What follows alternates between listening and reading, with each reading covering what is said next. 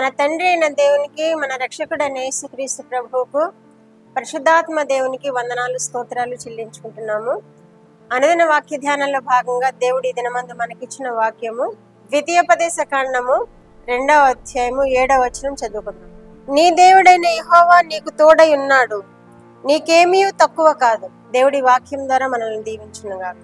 ఇక్కడ మోషే మాట్లాడుతున్నాడు ఇశ్రాయేలీయులతో, నీ దేవుడైన యెహోవా నీకు తోడుగా ఉన్నాడు, నీకేమీ తక్కువ కాదు అని సెలవిస్తున్నాడు.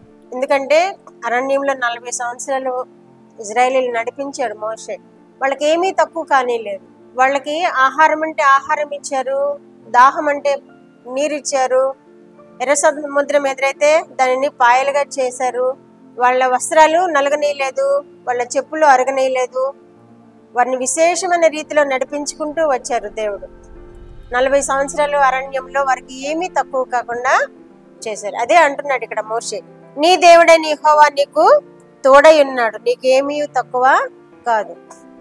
ఆయనను మనం తోడుగా చేసుకుంటే ఆయన మనకి ఏమీ తక్కువ చేయడని వాక్యం ద్వారా మనం తెలుసుకోగలుగుతున్నాం. ఆయనను మనం తోడుగా చేసుకోవాలి, ఆయనను మనం ముందుగా నడిపించుకోవాలి, ఆయనలో మనము హత్తుకొని జీవించాలి. అప్పుడు మనకి దేవుడు తోడుగా ఉంటాడు, మనకి ఏమీ తక్కువ చేయడు అంటున్నాడు. ఇశ్రాయేలీయులతో మాట్లాడుతున్నాడు మోషే, ఆయన మీకు తోడుగా ఉన్నాడు, మీకు ఏమీ తక్కువ కాదు అని సెలవిస్తూ ఉన్నాడు. ద్వితీయోపదేశ కాండము 8వ అధ్యాయము 3వ వచనంలో కూడా మోషేతో ఇలా పలుకుతున్నాడు, ఆహారం వల్లనే కాక యెహోవా సెలవిచ్చిన ప్రతి మాట వలన నరుడు బ్రతుకునని నీకు తెలియచేయుటకు ఆయన నిన్ను అణచి నీకు ఆకలి కలుగచేసి నీవే గాని నీ పితరులే గాని ఎన్నడెరుగని మన్నాతో నిన్ను పోషించాను అంటున్నాడు. ఆయన ఏం చేశాడు? ఆహారం వల్లనే కాదు, దేవుని నోట నుండి వచ్చి ప్రతి మాట వలన బ్రతుకును అని ఇక్కడ మోషే తెలియచేస్తున్నాడు. అందుకని వాళ్ళని ఏం చేశాడట? అణచి వాళ్ళని కుదిలించి ఆకలి కలుగచేసి నీవే కాని నీ పితరులే కాని తినని మన్నాను నీకు అనుగ్రహించి నేను పోషించాడు అని ఇక్కడ మోషే తెలియచేస్తున్నాడు. సాతాను యేసు ప్రభువును శోధిస్తున్నప్పుడు అక్కడ కూడా యేసయ్య ఈ గ్రంథాలని ఉటంకించి ఈ మాట చెబుతూ ఉన్నారు.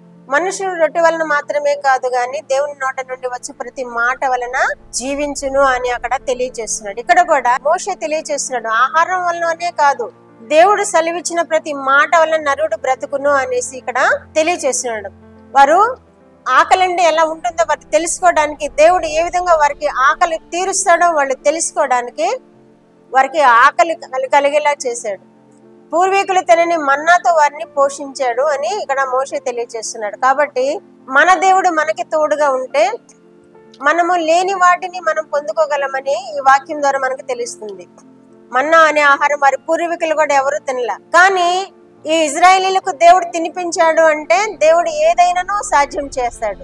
లేనిది ఉన్నట్టుగా చేస్తాడు, ఉన్నది లేనట్టుగా చేసే దేవుడుగా ఉన్నాడని వాక్యంలో వ్రాయబడి ఉన్నట్టుగా ఈ ప్రజలు ఆకలి కొనినప్పుడు ఆకాశం నుండి మన్నాను కురిపించాడు దేవుడు, ఆకాశం నుండి పూరేళ్లను కురిపించాడు దేవుడు.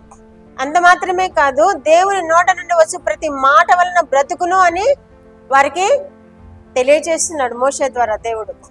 కాబట్టి దేవుని నోట నుండి వచ్చి ప్రతి మాట మనకి కార్యం చేస్తుంది. దేవుని నోట నుండి వచ్చే ప్రతి మాట మనకి ఆహారం ఇస్తుంది, పానీయం ఇస్తుంది, మన సమస్యలన్నిటిని విడిపిస్తుంది. దేవుని నోట నుండి వచ్చే ప్రతి మాట ఆయన అవునంటే అవునని జరుగుతుంది, కాదు అంటే కాదని జరుగుతుంది. కాబట్టి మనము దేవుణ్ణి ఆశ్రయించినప్పుడు దేవుడు మన కార్యాలన్నీ నెరవేర్చే దేవుడుగా ఉన్నాడు, లేని వాటిని మనకు అనుగ్రహించే దేవుడుగా ఉన్నాడు, మనకు అడ్డంగా ఉన్న వాటిని తొలగించే దేవుడుగా ఉన్నాడు.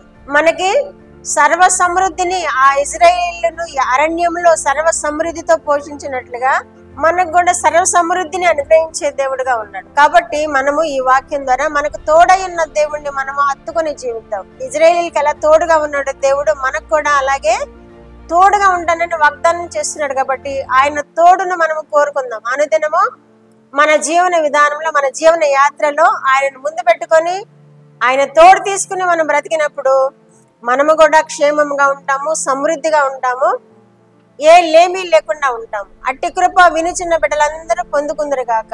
ప్రార్థన. మా దేవా, మా ప్రియ పరలోక ప్రభువా, మీ పరిశుద్ధ పాదములకు వందనాలు స్తోత్రాలు. మా రక్షకుడు అయిన యేసుక్రీస్తు దేవా వందనాలు స్తోత్రాలు. పరిశుద్ధాత్మ దేవా వందనాలు స్తోత్రాలు ప్రభువా. ఇచ్చిన వాక్యము కొరకు స్తోత్రాలు ప్రభువా. మీరు తోడై ఉన్నారని నైనా తెలియచేసిన దేవా, వినుచున్న బిడ్డలందరూ కూడా మిమ్మును తోడుగా చేసుకుని ప్రభువా జయ జీవితం జీవించడానికి ప్రభువా, సమృద్ధి అయిన జీవితం జీవించడానికి ప్రభువా, వారి అవసరతలు మా ప్రభువా తీర్చబడడానికి ప్రభువా మిమ్మల్ని ఆశ్రయించి సమృద్ధి అయిన కృపను పొందుకునేలాగన బిడ్డలందరినీ మీరు దీవించమని యేసుక్రీస్తు వారి పేరిట ఈ మనవులు మీ పాదముల యొద్ద వేడుకుంటున్నాను పరమ తండ్రి. ఆమేన్.